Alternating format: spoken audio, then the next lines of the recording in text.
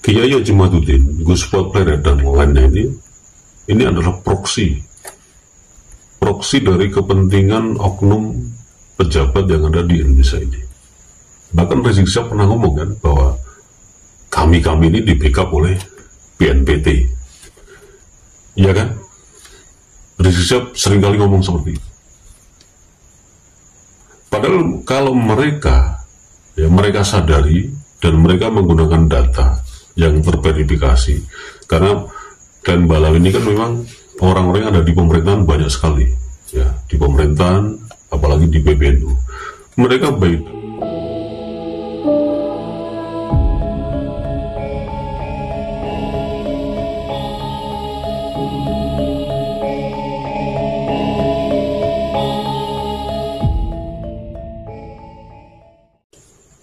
Assalamualaikum sahabat Awi Kertapati, kita kembali di Opini Awi Kertapati Channel. Anda tentu saja menyimpulkan kenapa komentar-komentar para muhibin Glenn Balawi di setiap channel yang membahas tentang nasab, atau channel lain lah, atau sosial media lain lah yang membahas tentang habaib. Komentarnya nggak jauh-jauh dari diantaranya, kami tetap cinta habaib, yang pertama. Yang kedua, Imad pengadu domba pemecah belah umat, Imad Al-Kaburi. Kemudian yang berikutnya, konten kreator Dakjal PKI, konten kreator pengadu domba, pengikut Imad Al-Kaburi, dan seterusnya dan seterusnya.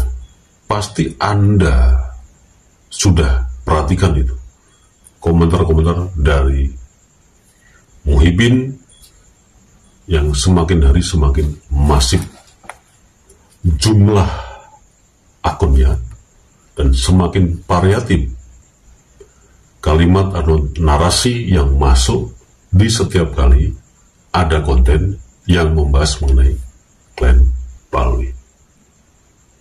Saya kira pernyataan saya ini tidak mengada-ada.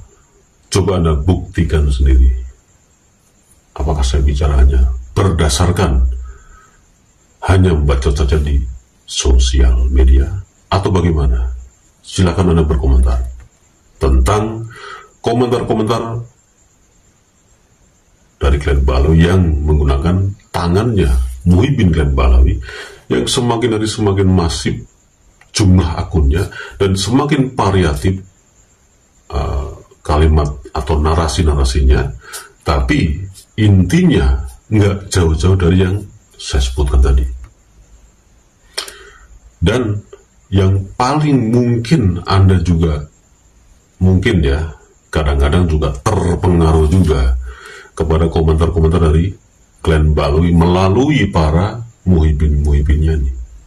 Setiap kali ada konten yang membahas mengenai batalnya nasab Glenn Balawi, mengenai kelakuan para habaib seperti Bar Demit, Taufik Assegaf, Rizik Syihab dan lain sebagainya, komentarnya pasti ini. Anda perhatikan, konten kreator cuman bacot doang di sosial media. Boya turun tangan langsung di lapangan. Buktikan dong omongan Anda, jangan cuman keluar-keluar di sosial media. Pasti seperti itu. Betul nggak? Nah, kemudian Anda pasti juga merasa, oh ya benar juga ya, konten kreator ini cuman bacot doang ya. Ngomong terus, tapi nggak pernah kelihatan di lapangan. Untuk bergerak bersama-sama, yang Anda ketahui sekarang, pergerakan pelantikan atau pergerakan yang lain yang dilakukan oleh PWLS. Betul tidak? Nah, Anda mulai terpengaruh sepertinya dengan komentar-komentar para muhibin suruhan Balawi ini. Pasti dong, karena itu terus digelorakan, ya, terus disosialisasikan, terus saja setiap hari tanpa henti, dan makin banyak akun-akun yang bernarasi seperti itu. Sekarang pertanyaannya, tujuannya apa? Apakah klan Balawi sekarang ini menggunakan strategi yang baru dalam berspeak up atau berkomentar atau menanggapi dan lain sebagainya setelah kurang lebih 2 atau 3 bulan ini? Karena klan Balawi sendiri juga sekarang ini jarang merespon atau mereaksi atau merosting para pejuang-pejuang yang lebih senior lah, katakanlah seperti itu, atau para kiai lah, atau ulama sepuh yang membahas tentang nasab. Mereka tidak bereaksi kan, klan Balawi, bahkan tidak merosting, hanya diam saja. Tapi di balik kediaman mereka itu, di balik antengnya klan Balawi, di balik mungkin dia membahas yang lain, kita tidak sadari bahwa sesungguhnya klan Balawi sekarang ini makin banyak memproduksi akun-akun yang memang itu sengaja dibuat untuk menyerang balik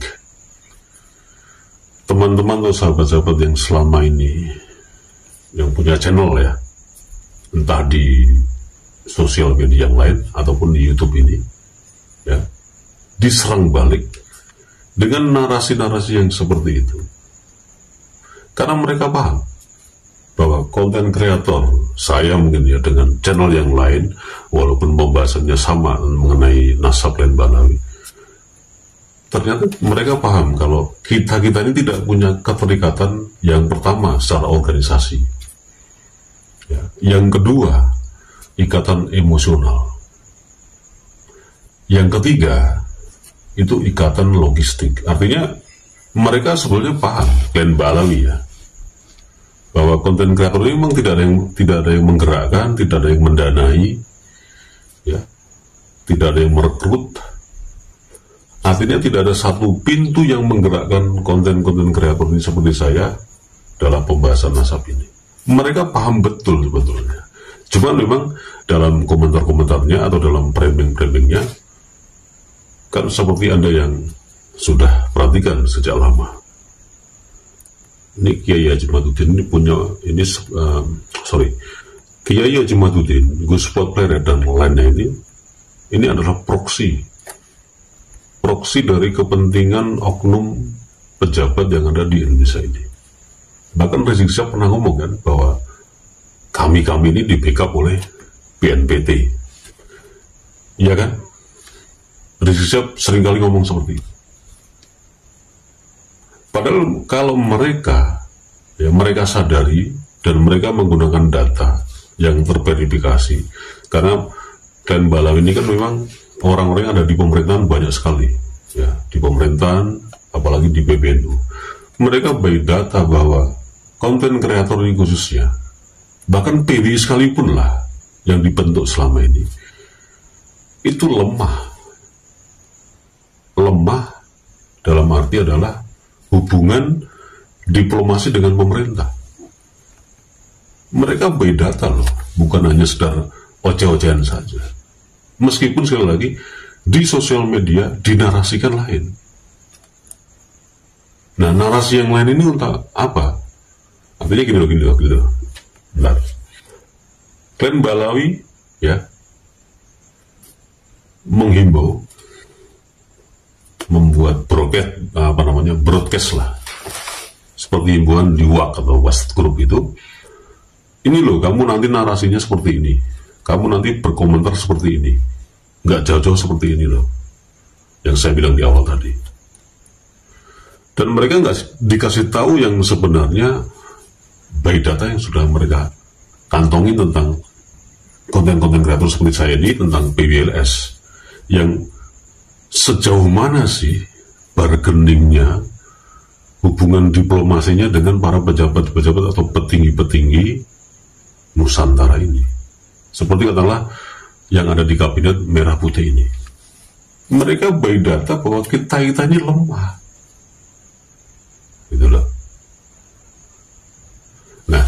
Akhirnya membuat strategi seperti itu, bikin akun sebanyak-banyaknya, serang habis-habisan dengan narasi seperti ini. Mereka diam, Clan Balawi diam. Udah kompak dan udah disepakati strateginya seperti itu sekarang ini. Nah, kalau itu tidak kita pahami, itu tidak kita waspadai, akhirnya apa? Konten kreator pasti akan terpedaya, pasti akan tingkat kewaspadaannya itu lemah. Salah satu contoh adalah ini yang mempengaruhi bagaimana konten kreator yang seperjuangan ini makin lemah.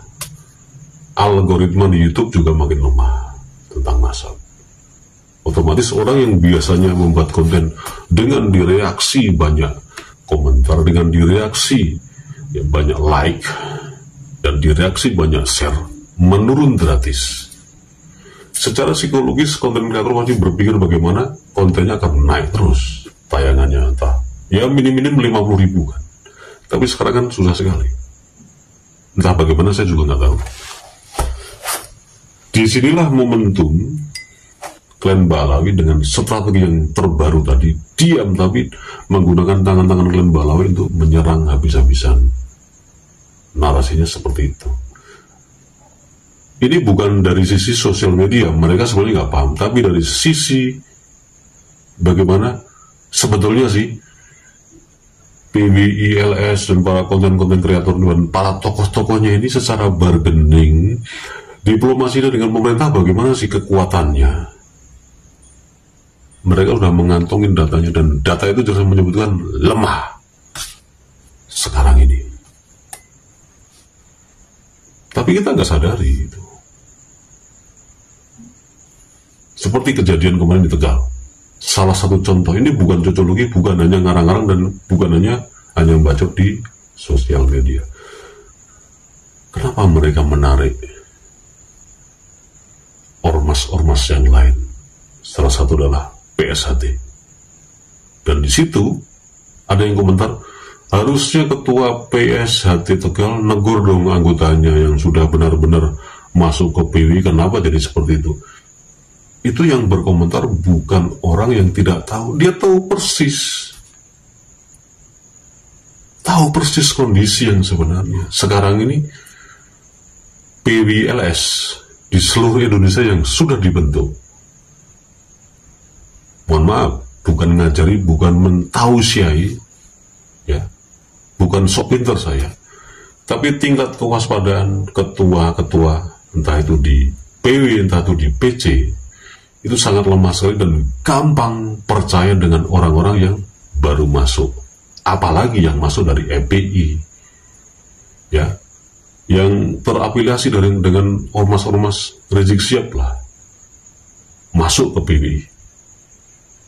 Ketua-ketuanya langsung hipuriat, padahal itu harusnya diwaspadi sebagai salah satu pijakannya adalah mosi tidak percaya, tapi itu sudah terlanjur hiporia dulu. Mereka-mereka yang tergabung di EPI yang dulu menjadi kaki tangannya Balawi, yang masuk ke PWLS ini sudah benar-benar tobat. Kesimpulannya kan seperti itu, padahal nanti dulu. Ya, membangun integritas, membangun loyalitas, membangun trust. Orang yang baru masuk kepada organisasi, apalagi ini organisasi yang baru ya, PWLS ini butuh waktu tidak cuma sehari 2 hari, seminggu 2 minggu, sebulan 2 bulan, bahkan hanya setahun. Tidak bisa seperti itu. Coba Anda bayangkan bagaimana EPI dan afiliasinya itu dibentuk sudah berapa lama? Kalau nggak salah dari mulai tahun 2000. Kalau nggak salah ya, kalau salah mohon dikoreksi. Munculnya EPI. Ini yang mencuat dan itu masif terbentuk di mana-mana. 2000 sampai 2024. Berapa tahun? 24 tahun mereka bergaul, mereka bergumul PWLS hanya berapa lama coba? Belum ada 3 tahun, bahkan mungkin belum ada 2 tahun. Nah, sekali lagi, konten kreator seperti saya, ini saya ngomong untuk mengingatkan diri saya juga, bahwa sekarang ini memang harus hati-hati, waspada, dan selalu saja emosi tidak percaya. Dan yang paling terpenting adalah jangan terpancing dengan